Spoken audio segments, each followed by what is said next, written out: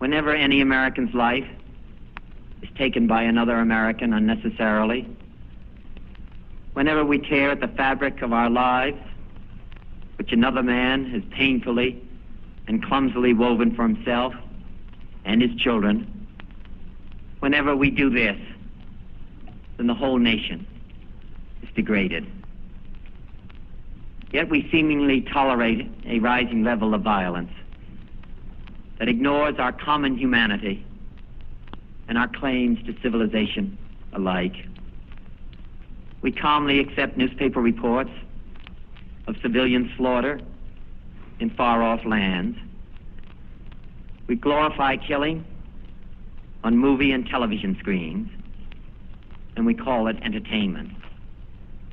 Too often we excuse those who are willing to build their own lives on the shattered dreams of other human beings.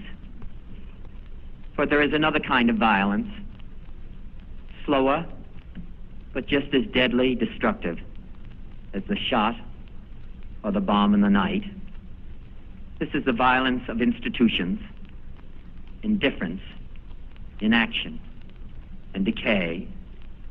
This is the violence that afflicts the poor, that poisons relations between men because their skin has different colors. This is the slow destruction of a child by hunger, and schools without books, and homes without heat in the winter. This is the breaking of a man's spirit by denying him the chance to stand as a father and as a man amongst other men. And this too afflicts us all.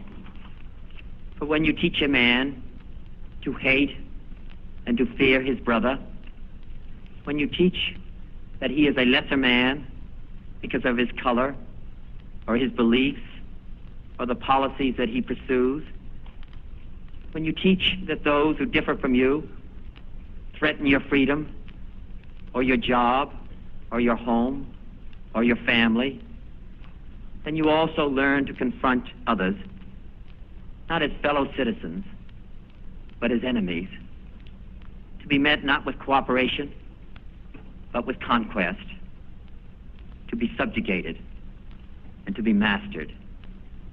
We learn at the last to look at our brothers as alien men with whom we share a city, but not a community. Men bound to us in common dwelling, but not in a common effort.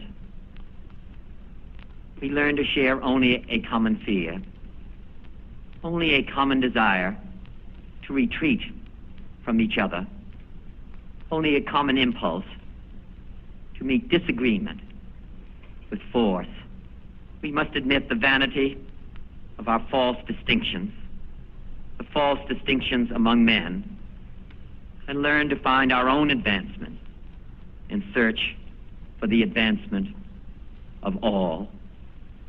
We must admit to ourselves that our children's future cannot be built on the misfortune of another's.